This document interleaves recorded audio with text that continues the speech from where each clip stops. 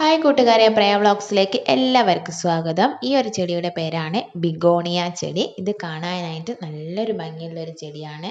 ഇതിൻ്റെ ഈ ലീഫ് തന്നെയാണ് ഈ ചെടിയെ ഭംഗി കൊടുക്കുന്നത്. നല്ല ഭംഗിയുള്ള ഒരു ചെടിയാണിത്.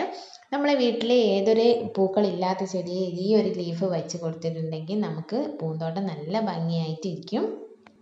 ഈ ഒരു ചെടി നമുക്ക് 3 രീതിയിൽ തന്നെ നട്ടുപിടിപ്പിക്കാവുന്നതാണ്. ഇതിൻ്റെ തണ്ട് പൊട്ടിച്ചിട്ടും നമുക്ക് പിന്നെ ഇതിൻ്റെ ഒരു ലീഫ് കിട്ടിയിട്ടുണ്ടെങ്കിൽ ആ ഒരു ലീഫ് നമുക്ക് മണ്ണിലേക്ക് വെച്ച് കൊടുത്തിട്ടുണ്ടെങ്കിലും പിന്നെ ആ ഒരു ലീഫ് എടുത്ത് നമ്മൾ വെള്ളത്തിൽ വെച്ച് കൊടുത്താലും ഈ ഒരു ചെടി നല്ല രീതിയിൽ തന്നെ ഉണ്ടായി കിട്ടുന്നതാണ്. അതെങ്ങനെയെന്ന് നോക്കാം. ഞാനിതാ ഇവിടെ ചെറിയ പോട്ടിലായിട്ട് 2-3 തരം ചെടി വെച്ചിട്ട് കൊടുത്തിട്ടുണ്ട്. അതിന് ഞാൻ ഇല വെച്ച് കൊടുത്തതും ഉണ്ട്, അല്ലാതെ നമ്മൾ തണ്ട് വെച്ച് നട്ടുപിടിപ്പിച്ചതും ഉണ്ട്. ഇല വെച്ച് കൊടുത്ത് ഉണ്ടാകുന്നതിനെക്കാട്ടും പെട്ടെന്ന് തന്നെ ലീഫ് വെച്ച് ഇതിൻ്റെ തണ്ട് നട്ടുപിടിപ്പിച്ചിട്ടുണ്ടെങ്കിൽ പെട്ടെന്ന് തന്നെ ഉണ്ടായി കിട്ടും. ഇത് കണ്ടില്ലേ, ചെറിയൊരു ഇലകളായി വരുന്നത്. ഇത് ഞാൻ ഇതേപോലെ ഇല വെച്ച് കൊടുത്തിട്ട് ഉണ്ടായി കിട്ടതാണ്. ഞാൻ സാധാ മണ്ണിലാണ് ഇതെല്ലാം നട്ടുപിടിപ്പിച്ചിട്ടുള്ളത്. അത് തന്നെ നല്ല രീതിയിൽ തന്നെ ഉണ്ടായി കിട്ടും. വളരെ ചെറിയ കാര്യങ്ങൾ മാത്രം ഒന്ന് ശ്രദ്ധിച്ചാൽ മതിയാവും.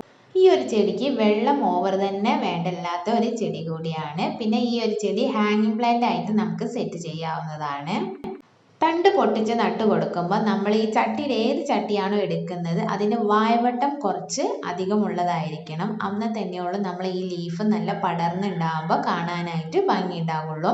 ഏറ്റവും ചട്ടിയുടെ അടിവശത്തായിട്ട് നമ്മൾ ഇഷ്ടികയോ അല്ലെങ്കിൽ ഓടോ അല്ലെങ്കിൽ നമ്മുടെ മെറ്റലോ എന്തെങ്കിലും അടിയിൽ ഇട്ട് കൊടുക്കണം. ഏതെങ്കിലും ഒന്ന് ഇട്ട് കൊടുക്കണം. എന്നിട്ട് വേണം നമ്മൾ അതിൻ്റെ മുകളിലായിട്ട് മണ്ണും ചകിരിത്തുപ്പും ചാണകപ്പൊടിയും പൂഴിത്തൈ ഉണ്ടെങ്കിൽ അതും കൂടെ ഇട്ട് കൊടുത്തിട്ട് ഈ ഒരു ചെടി നട്ടുപിടിപ്പിക്കാനായിട്ട്.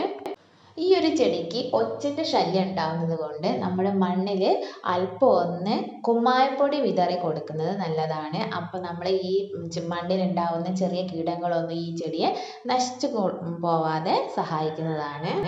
ഇതേപോലെ ഇലയോ തണ്ടോ നമ്മൾ നട്ടു കൊടുക്കുമ്പോൾ നമ്മൾ വെച്ച് കൊടുത്തിട്ട് 2 ആഴ്ചയെങ്കിലും നല്ല തണലത്ത് വെച്ച് കൊടുക്കാനായിട്ട് ശ്രദ്ധിക്കണം. എന്നിട്ട് വെള്ളം അല്പാൽപ്പം വേണം ഒഴിച്ച് കൊടുക്കാനായിട്ട്. ഒരുപാട് ഒഴിച്ച് കൊടുത്തിട്ടുണ്ടെങ്കിൽ അതിൻ്റെ ഇല ചീഞ്ഞു പോകും.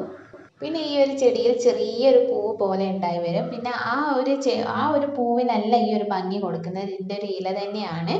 ഇതേപോലെ നമുക്ക് കാണാനായിട്ട് നല്ല ഭംഗിയുള്ള ചെടികളൊക്കെ നമുക്ക് വീട്ടിൽ നട്ടുപിടിപ്പിക്കാവുന്നതാണ്. ഇതേപോലെ ഒരു നല്ല വീഡിയോ ആയിട്ട് വീണ്ടും കാണാം. Okay, by.